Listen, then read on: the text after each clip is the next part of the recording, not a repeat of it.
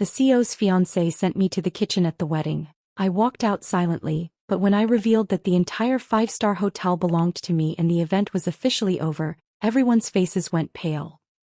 The CEO's fiancée grabbed my arm in front of everyone and said, "Hey, servers, go in and out through the kitchen door. Don't stand here, this is the family area." There was that sweet, poisonous smile in her voice that only people have who've never paid rent late. I gently removed her fingers from my arm, said nothing, and walked out through the hall's glass door.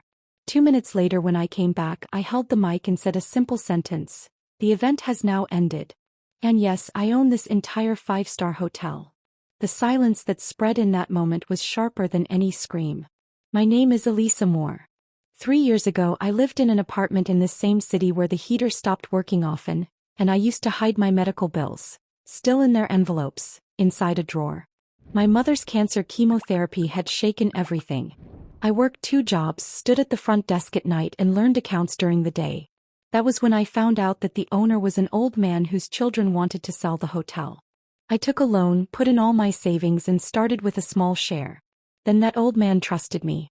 He said, "You know the work, people like you." Slowly I became a partner, then the majority shareholder. None of this was for Instagram. It was just an attempt to breathe between bills and treatment. Today's wedding was for the CEO of the company that was about to sign a new contract with our hotel chain. His name was Dane Carter. Always sharp suits, sharp words, and a habit of measuring people by their titles.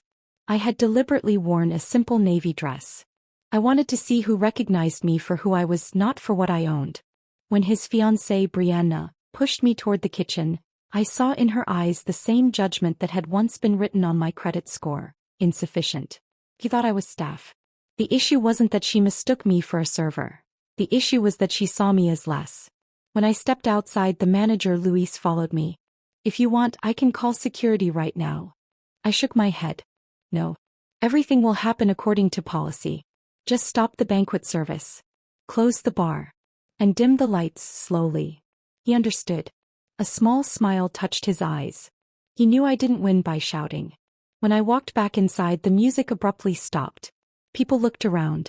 Dane checked his watch anxiously. "What's going on?" he said loudly. I stepped onto the stage. "I'm sorry this moment is unexpected for all of you," I said plainly. "But according to our policy, if any guest or staff member is disrespected, we halt service.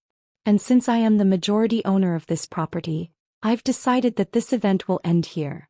Brianna's face went from red to white. "This is a joke, right? Who even are you?" I looked at her. "The one you just sent to the kitchen." Whispers spread through the hall. Dane walked closer to the stage. "Alisa, let's keep this professional.